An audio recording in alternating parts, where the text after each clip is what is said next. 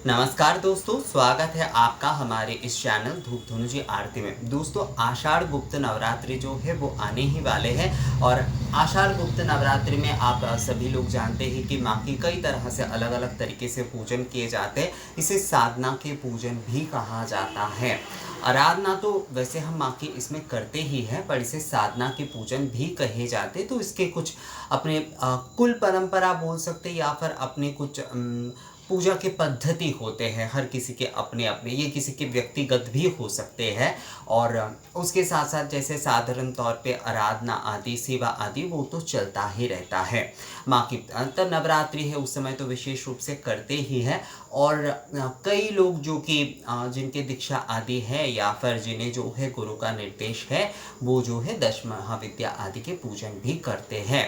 पर दोस्तों, दश महाविद्या पूजन आदि जो है, आप बहुत सारे लोगों ने मुझे ये भी सवाल पूछा, क्योंकि ये हमारा जो विषय है उससे ही रिलेटेड है। दश महाविद्याओं की धूप के बारे में ही मैं आपको बताने जा रहा हूँ। इसके बारे में मैं एक्चुअली वीडियो इसलिए नहीं बना रहा था क्योंकि ये मुझे लग रहा था कि अगर मैं इसके ऊपर वीडियो बनाता हूँ तो ये होगा कि दश महाविद्या की ये पूजा जो कि सही तरीके से जानकर करना बहुत ज़रूरी है। उस जगह पर कई सारे लोग इसे करने लगेंगे और उसके बाद शायद उनका कई सवाल होगा और कई कुछ चूक आदि ना हो जाए, मतलब एक गलत मैसेज ना चला जाए, गलत जो है संदेश ना चला जाए। इसलिए जो है मैं ये वीडियो एक्चुअली नहीं बना रहा था, वरना मुझे इसके बारे में रिक्वेस्ट बहुत पहले आया था। पर मुझे अब लगा कि भले ही जो है दश महाविद्या की पूजा कोई नहीं कर रहे हैं, पर दश महाविद्याओं की धूप जो है वो इन गुप्त नवरात्रियों में किए ही जाते हैं, क्योंकि गुप्त नवरात्रि में विशेष रूप से दश महाविद्या पूजा के फल ही सबसे ज़्यादा होते हैं। तो इस समय जो लोग, क्योंकि देखिए सभी गृहस्थों के लिए तो ये संभव नहीं है कि वो इन सारी पूजा आदि को जानकर जो है वो कर पाए। तो उस जगह पर अगर वो दश महाविद्या के प्रीति के लिए उनके जो है उनकी पूजा आदि करने के लिए जो है कम से कम वो, मतलब वो पूजा तो उस प्रकार से नहीं कर पा रहे हैं, पर उनके प्रीति के लिए, उनकी प्रीति कामना, कहते हैं ना कि दुर्गा प्रीति कामना या देवी प्रीति कामना, तो दश महाविद्याओं की प्रीति कामना के लिए धूप दिए ही जा सकते हैं। इससे किसी भी प्रकार की समस्या नहीं है। तो मैंने कई लोगों से इसके बारे में बात की और खुद भी मैंने कई चीज़ों को पढ़ के और खुद इसके बारे में सोच के समझा कि नहीं, दश महाविद्या पूजन जो लोग नहीं कर पाएंगे, यानी कि मेरे तरह गृहस्थ लोग भी जो कि इन सारे विषयों के बारे में नहीं जानते, मैं भी दश महाविद्या पूजन के बारे में नहीं जानता हूँ, क्योंकि ये आपको कोई विशिष्ट गुरु ही सिखा सकते हैं या बता सकते हो। उनके निर्देश लेकर ही जो है ना ये पूजन आपको करना चाहिए, क्योंकि ये साधना की पूर्ण तरह से एक अलग प्रकार की पूजन होती है। तो अचानक से ये सारी पूजन, अचानक से मेरा मन हुआ मैं कर लूँगा, ऐसा नहीं होता। पर उनके प्रतिवर्धन के लिए जो धूप आदि है, दश महाविद्या के जो धूप आदि है, जो कि आगम शास्त्र में कहा गया है, तंत्र में कहा गया है, उसके बारे में जो है अगर मैं इसलिए बताना ज़रूरी समझा क्योंकि उस धूप के माध्यम से भी जो है आपको माँ की कृपा प्राप्त होगी, यानी कि माँ के दश महाविद्या रूप की कृपा जो है आपको उसके माध्यम से माँ के आशीष जो है प्राप्त होगी। तो जितना सा जो है ना, देखिए हमारे शास्त्रों में, हमारे जितने भी ग्रंथ आप बोल लीजिए, जो भी बोल लीजिए, मत बोल लीजिए, उन सारी चीज़ों में ना सहज पद भी हमारे लिए है। कई सारी चीज़ें हमारी सहज पद है। हम अगर बहुत बड़े तौर पर या विस्तार से अगर नहीं कर सकते तो उनके आशीष पाने के लिए सहज पद भी है, बस हमें थोड़ा खोजना होगा मन को स्थिर रख के। तो दश महाविद्याओं की जो दश धूप है, मैं वही आपको आज बताने जा रहा हूँ। तो इसके बारे में कहा गया है दोस्तों, आगम में कहा गया है कि दश महाविद्याओं में से जो प्रथम धूप है, अर्थात षोडशांग जो है वो श्री विद्या का धूप कहा गया है। षोडशांग धूप को सबसे श्रेष्ठ और श्री विद्या का धूप कहा गया है। इसके जगह पर लोबान या फिर राल भी जलाए जा सकते हैं। तो षोडशांग धूप जो है, षोडशांग धूप के ऑलरेडी वीडियो आपको मिल जाएंगे हमारे चैनल पर, तो आप वहाँ से भी देख सकते हैं।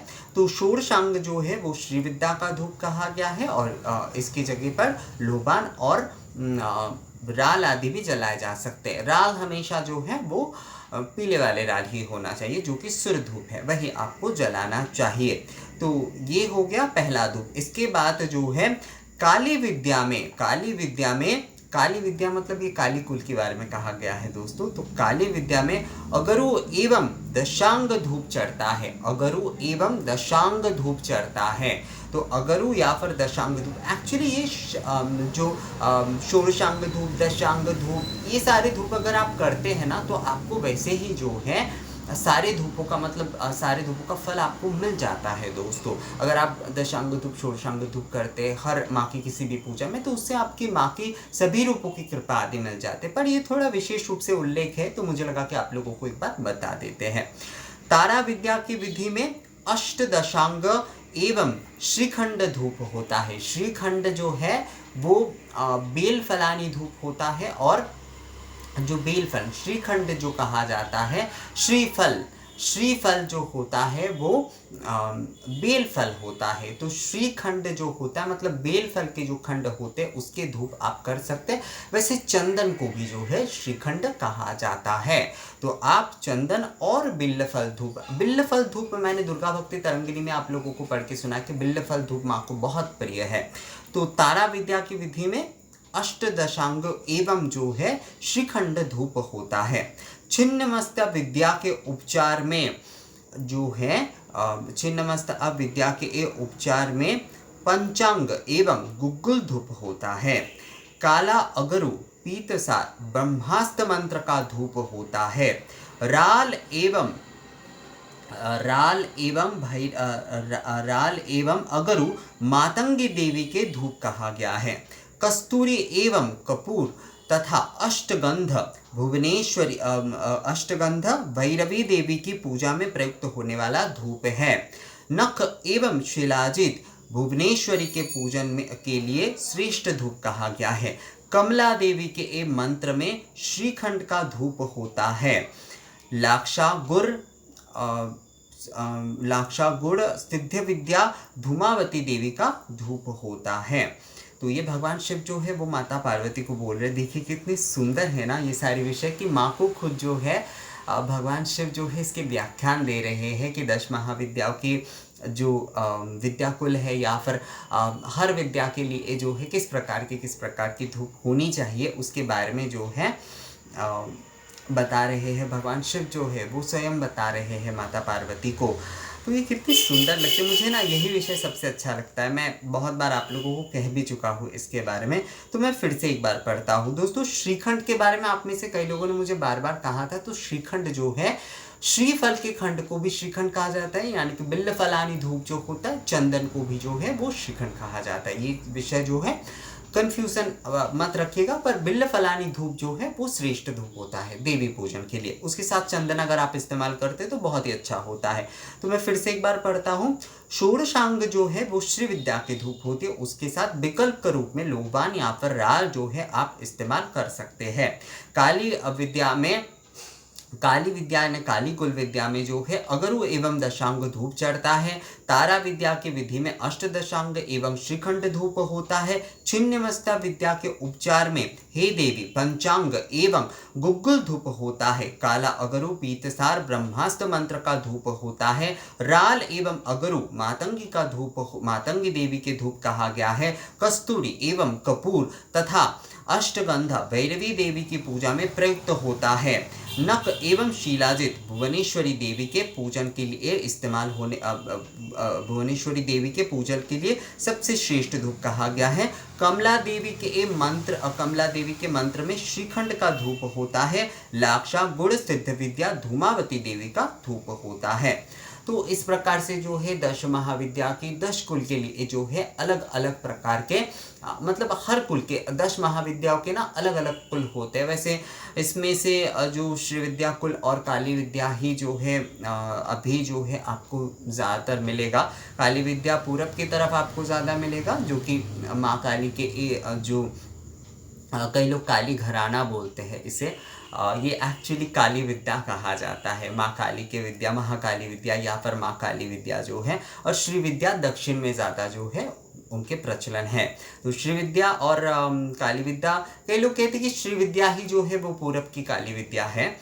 तो काली विद्या का मतलब यहाँ पर माँ काली से है, काली विद्या का मतलब यहाँ पर माँ काली से है। तो इसे लेकर एक दूसरा कन्फ्यूजन बिल्कुल जो है मन में तैयार मत कर लीजिएगा। कई लोगों को ना कई सारी चीज़ों को एक उल्टा तरीके से चलाने की आदत है। मैं कई लोगों को देखता हूँ वो जो कमेंट्स करते हैं, तो ये बहुत गलत बात है। हमेशा पॉजिटिव वे में सोचिए दोस्तों, कभी भी नेगेटिविटी ना तो खुद सोचिए ना दूसरों में दीजिए, ये बहुत गलत बात होता है।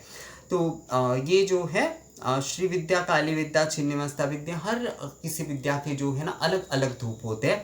आप केवल षोडशांग या फिर दशांग धूप भी कर सकते हैं, या फिर इसमें से वर्णित, जैसे कि मान लीजिए कि आप अगरु एवं दशांग धूप जो कि काली विद्या के धूप मूल होते हैं वो आप कर सकते हैं। षोडशांग धूप आप कर सकते हैं केवल जो करेगा, मतलब आप मान लीजिए कि जैसे कि देखिए छिन्नमस्ता विद्या के उपचार में पंचांग एवं गुग्गुल धूप होता है। तो आप जो भी कर रहे हैं ना, मान लीजिए कि आप नवरात्रि के 10 दिन ही जो है, यानी कि 9 दिन, एक्चुअली 10 दिन ही होता है, तो इन दिनों में जो है प्रतिदिन जो है आप एक ही धूप करेंगे। तो उसमें मान लीजिए आपके अगरु या फिर दशांग धूप कर रहे हैं या फिर गुग्गुल या पंचांग धूप कर रहे हैं, तो कंप्लीटली कीजिएगा। जो भी कर रहे हैं वो एक कंप्लीटली कीजिएगा। आप यहाँ से थोड़ा वहाँ से थोड़ा ऐसा ना करके अगर हम थोड़ा कंप्लीटली करते हैं तो वो ज़्यादा अच्छा रहता है दोस्तों। तो इसके बारे में एक्चुअली रिक्वेस्ट बहुत था, तो मुझे लगा इसके बारे में वीडियो बना देते। तो ये वीडियो आप लोगों को कैसा लगा दोस्तों? देखिए दोस्तों, ये 10 महाविद्या की पूजा के विषय में नहीं है। आप जो है इसे गलत तरीके से बिल्कुल मत लीजिएगा, और जो है दूसरे प्रकार के सवाल अपने मन में मत उठा लीजिएगा। ये 10 महाविद्या की पूजा नहीं है। ये 10 महाविद्याओं के जो है धूप के बारे में कहा गया है। 10 माह के 10 महाविद्या रूप के जो है हर विद्या के अलग अलग कुल में जो है अलग अलग प्रकार से धूप करने के प्रचलन है।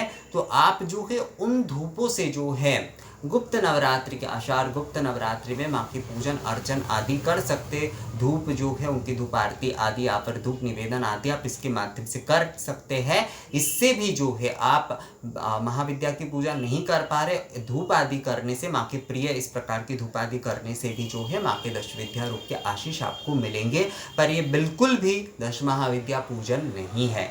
ये जो है माँ की एक प्रकार से धूप सेवा या धूप निवेदन आप बोल सकते हैं, माँ के प्रिय धूप जो है वो निवेदन आदि।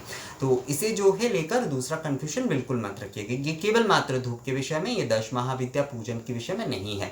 माँ की प्रीतिवर्धन के लिए ये जो है ये 10 प्रकार की धूप के बारे में कहा गया है दोस्तों। तो दोस्तों ये वीडियो आप लोगों को कैसा लगा मुझे कमेंट्स करके ज़रूर बताइएगा। अगर ये वीडियो अच्छा लगा है तो इसे लाइक और शेयर भी ज़रूर कर दीजिएगा। मिलेंगे आपसे अगले वीडियो में नए जानकारी के साथ, तब तक के लिए नमस्कार।